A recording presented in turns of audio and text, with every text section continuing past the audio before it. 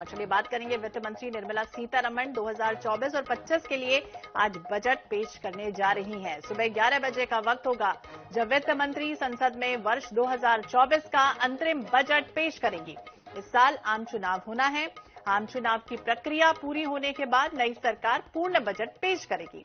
अंतरिम बजट से वर्तमान सरकार को नई सरकार के आने और पूर्ण बजट पेश होने तक देश को चलाने के लिए कुछ फंड मिलता है। चुनावी साल होने के चलते लोगों को बजट से हालांकि खास उम्मीदें भी हैं और काउंटडाउन शुरू हो चुका है। तो वित्त मंत्री निर्मला सीतारमण आज अपना 6वां बजट पेश करेंगी। ये तस्वीरें उन्होंने साझा की थी, फोटो सेशन हुआ था और अंतरिम बजट से पहले ये तस्वीरें साझा हुई थी और जब उनका जो काफिला है वो पहुंचना शुरू हो चुका है। तो बजट की कॉपियां संसद पहुंचा दी गई हैं। निर्मला सीतारमण ने अपनी टीम के साथ फोटो सेशन भी करवाए। तस्वीरें देखिए सामने आई थी। वित्त मंत्री निर्मला सीतारमण, वित्त राज्य मंत्री पंकज चौधरी ने पूरी बजट टीम के साथ फोटो सेशन करवाया।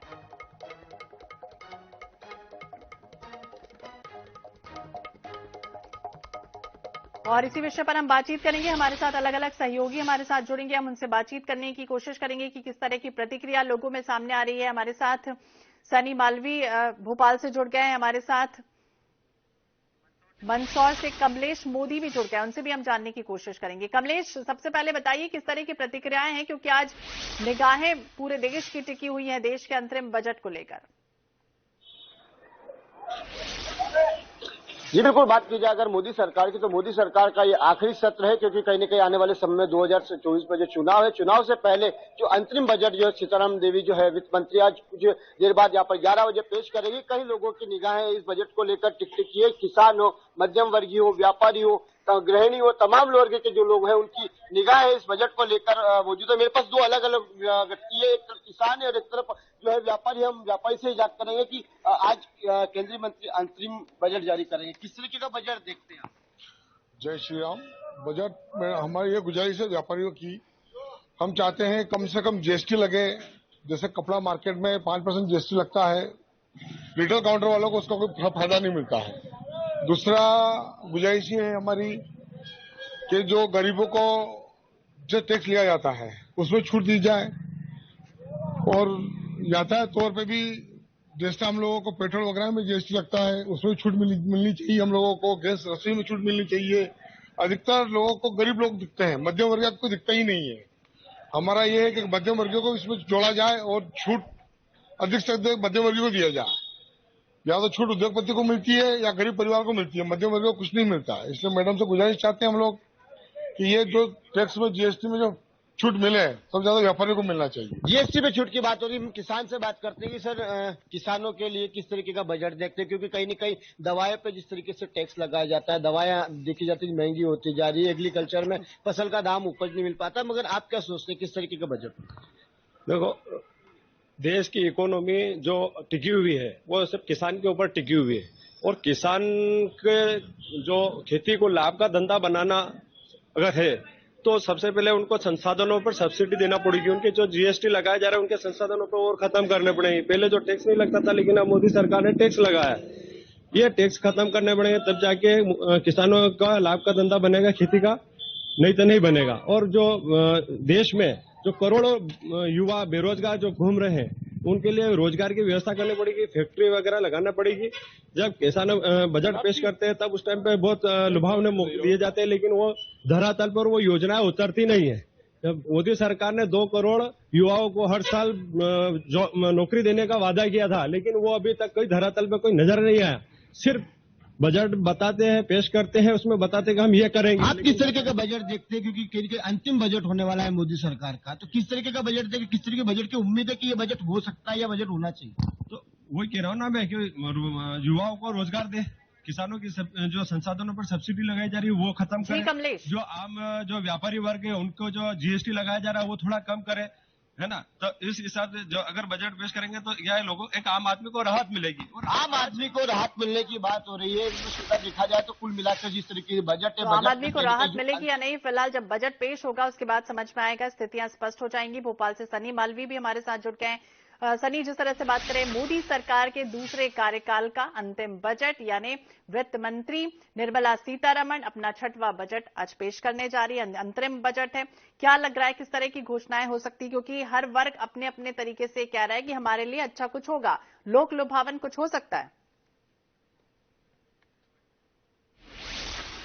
जी निश्चित तौर पे श्वेता जी, मैं आपको बताना चाहूंगा जिस प्रकार से देश की वित्त मंत्री निर्मला सीतारमण जो है ठीक 11 बजे जो है अपना आम बजट पेश करेगी। खासकर उम्मीद यह जताई जा रही है महिलाएं और युवा और किसानों को लेकर ये खास बजट होगा, क्योंकि लोकसभा चुनाव होना है। लोकसभा चुनाव को ध्यान में रखते हुए किसी भी प्रकार का जो है टैक्स नहीं लगाया जाएगा ये बजट में, ऐसी उम्मीदें जताई जा रही है। खासकर उम्मीद उन वर्ग को है, ज्यादातर जो व्यापारी हैं उद्यमी हैं उनको है कि किसी भी प्रकार का टैक्स नहीं लगाया जाए। और इसको लेकर जो किसान सम्मान निधि है उसको लेकर जो 6,000 मिलती थी वो कहीं ना कहीं उसको बढ़ाने का जो फैसला है मोदी सरकार कर सकती है। और किसी जो मोबाइल और ऑटो पार्ट्स हैं उसको लेकर किसी भी प्रकार जो है महंगे नहीं हो सकते, जो मोबाइल पार्ट्स हैं वो सस्ते हो सकते हैं।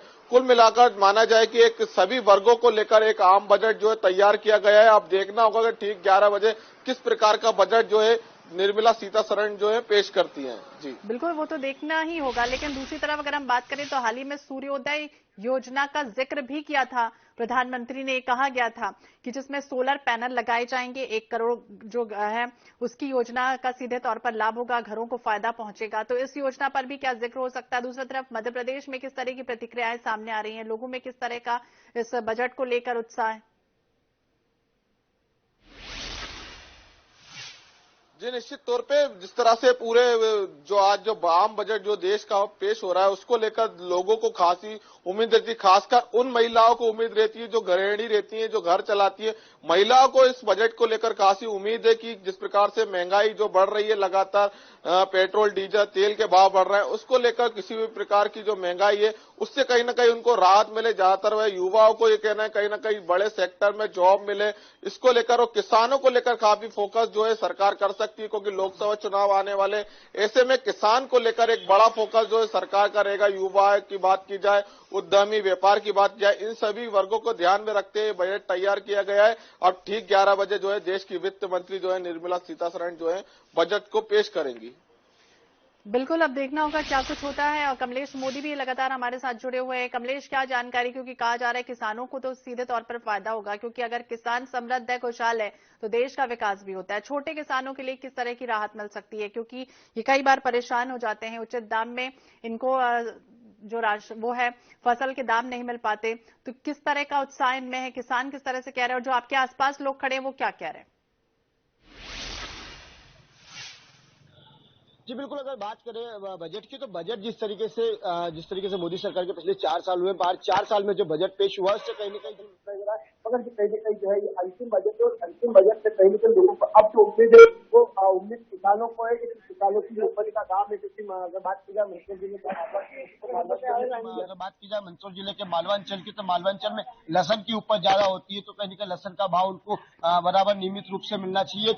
नियमित रेट होना चाहिए, एक नियमित रेट में उसको मिलना चाहिए। वही के किसानों को वहां पर उम्मीद है। दूसरी चीज ये है कि मध्यम वर्गीय परिवार के लोगों की बात की जाए, जैसे गृहिणी महिलाओं की बात की जाए, तो कहीं गैस की जो बढ़ती गैस की कीमतें हैं उनमें कहीं रियायत होनी चाहिए। उन लोगों का यहाँ पर उम्मीद है, क्योंकि हमने कल देखा था ऑटोमोबाइल सेक्टर में भी जिस तरीके से मोबाइल है, चाहे ऑटोमोबाइल टैक्स में कार की बात की जाए, मोटरसाइकिल की बात की जाए, अन्य कोई व्हीकल की बात की जाए, तो उनमें जिस तरीके से जो दाम बढ़ रहे हैं उन दामों में कहीं ना कहीं जो टैक्स है उस पर टैक्स पे रियायत लगा जाए। तो तमाम तरीके के लोग हैं जिनको कहीं ना कहीं इस बजट से उम्मीद है। अब देखना ये होगा कि 11 बजे जो बजट होगा यह आम लोगों के लिए कितना राहत भरा होगा, तो फिर 11 बजे ही पता चल जाएगा। मगर जो लोगों को उम्मीद है वो कहीं ना कहीं यही उम्मीद है कि मोदी सरकार की जिस तरीके से मोदी की गारंटी जिस अभी जो चल रही है, उस मोदी की गारंटी के तहत जो मोदी का जो बजट आएगा वो बजट कहीं ना कहीं आम आदमियों और आम वर्ग लोगों के लिए कहीं राहत भरा जरूर हो सकता है। तो बिल्कुल राहत भरा होगा या नहीं होगा, ये फिलहाल देखना होगा। हमारे साथ सनी मालवी भी लगातार जुड़े हुए हैं। सनी, आपसे भी समझना चाहेंगे, क्योंकि इन 3 सालों में हमने देखा